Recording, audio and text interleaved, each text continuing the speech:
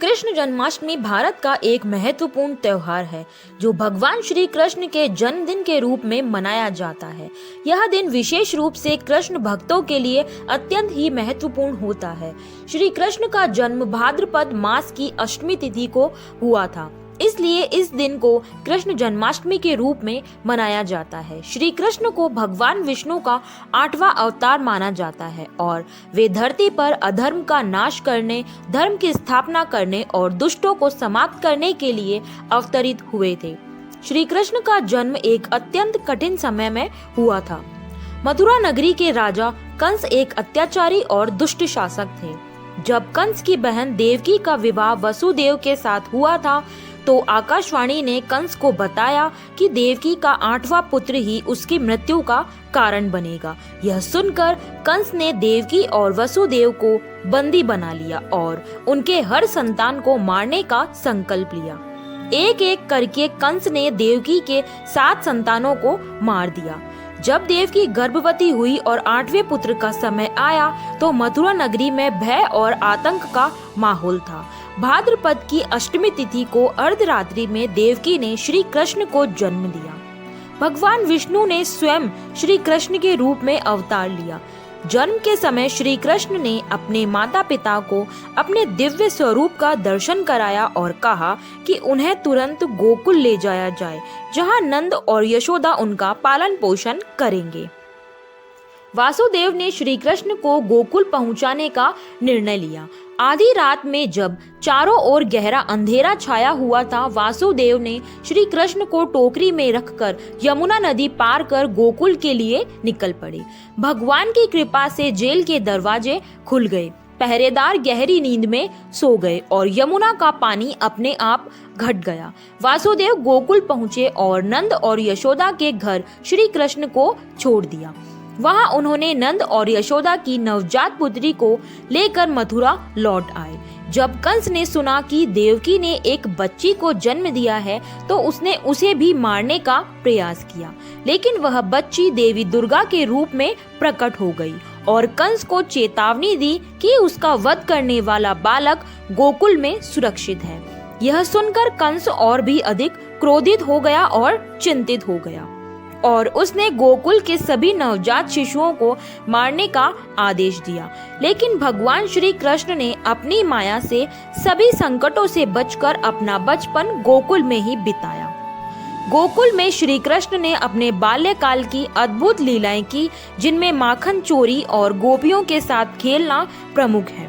उनकी माखन चोरी की लीलाएं इतनी प्रसिद्ध हो गई कि उन्हें माखन चोर कहने लगे। वे अपने मित्रों के साथ मिलकर गोकुल की गोपियों के घरों से माखन चुरा लेते और उसका आनंद उठाते। श्री कृष्ण ने बचपन में ही अपने अद्भुत और दिव्य रूप का प्रदर्शन किया। एक दिन जब यशोदा मैया ने उन्हें माखन खाते हुए पकड़ा तो श्री कृष्ण ने अपने मुंह को खोलकर दिखाया और उसमें पूरे ब्रह्मांड का दर्शन करवाया। यह देखकर यशोदा मैया स्तब्ध रह गई, लेकिन श्री कृष्ण ने अपनी माया से उन्हें फिर से सामान्य कर दिया। कंस ने श्री कृष्ण को मारने के लिए कई असुरों को भेजा। इनमें से एक थी पूतना, जो एक राक्षसनी थी। पूतना ने एक सुंदर महिला का रूप धारण किया और गोकुल में प्रवेश किया और श्री कृष्ण को अपने दूध का विष पिलाकर मारने का प्रयास किया, लेकिन श्री कृष्ण ने उसके प्रयास को विफल कर दिया और उसे उसका वास्तविक रूप दिखाते हुए मार डाला। इसके बाद श्री कृष्ण ने नाग का भी विनाश किया, जो यमुना नदी में विष फैलाकर पूरे गांव को प्रभावित कर रहा था। श्री कृष्ण ने कालिया नाग को पराजित कर उसे यमुना छोड़कर जाने के लिए मजबूर कर दिया। इसके अलावा उन्होंने बकासुर, अघासुर और कई अन्य असुरों का भी विनाश किया, जो कंस द्वारा भेजे गए थे। गोकुल में रहने के दौरान श्री कृष्ण ने गोवर्धन पर्वत की पूजा का महत्व बताया। एक बार जब गांव वाले इंद्रदेव की पूजा की तैयारियां कर रहे थे, तब श्री कृष्ण ने उन्हें समझाया कि उन्हें इंद्रदेव की बजाय गोवर्धन पर्वत की पूजा करनी चाहिए, क्योंकि वह उन्हें भोजन और सुरक्षा प्रदान करता है। गांव वालों ने श्री कृष्ण की बात मानी और गोवर्धन पर्वत की पूजा की। इंद्रदेव इस बात से अत्यंत क्रोधित हो गए और उन्होंने गोकुल पर भारी वर्षा और तूफान भेजा। श्री कृष्ण ने तब गोवर्धन पर्वत को अपनी छोटी उंगली पर उठाकर पूरे गांव को सुरक्षित रखा। यह लीला देखकर इंद्रदेव को अपनी भूल का एहसास हुआ और उन्होंने श्री कृष्ण से माफी मांगी। जब श्री कृष्ण और उनके बड़े भाई बलराम ने युवावस्था में कदम रखा, तब कंस ने उन्हें मथुरा बुलाने का प्रयास किया। कंस ने एक प्रतियोगिता का आयोजन किया। श्री कृष्ण और बलराम को उसमें भाग लेने के लिए आमंत्रित किया। श्री कृष्ण जानते थे कि यह एक साजिश है, लेकिन वे मथुरा जाने के लिए तैयार हो गए। मथुरा में प्रवेश करते ही श्री कृष्ण ने कंस के सभी राक्षसों का वध किया और अंततः कंस का भी मारकर उसके अत्याचारों का अंत किया। और कंस की मृत्यु के बाद मथुरा में धर्म और न्याय की स्थापना हुई। श्री कृष्ण ने अपने माता पिता वासुदेव और देवकी को मुक्त किया।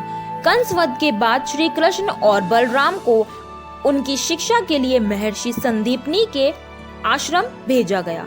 वहां उन्होंने वेद, शस्त्र विद्या और राजनीति का ज्ञान प्राप्त किया। महर्षि संदीपनी से शिक्षा प्राप्त करने के बाद श्री कृष्ण ने द्वारका नगरी की स्थापना की और वहां से अपने जीवन का महत्वपूर्ण कार्य किया। श्री कृष्ण ने महाभारत के युद्ध में अर्जुन को गीता का उपदेश देकर धर्म, कर्म और भक्ति का संदेश दिया।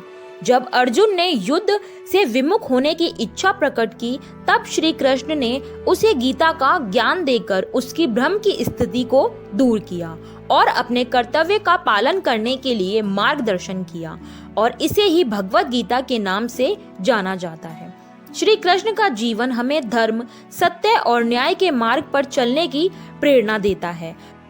उन्होंने अपने जीवन से यह सिखाया कि कैसे कठिनाइयां और संघर्षों के बावजूद अपने धर्म का पालन करना चाहिए। उनका जीवन एक आदर्श और प्रेरणादायक उदाहरण है, जो हमें जीवन के हर क्षेत्र में मार्गदर्शन देता है।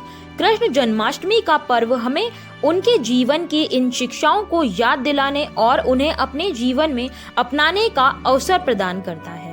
इस दिन भक्तजन उपवास रखते हैं, रात भर जागरण करते हैं और भगवान कृष्ण की बाल लीलाओं का स्मरण करते हुए उनका नमन करते हैं।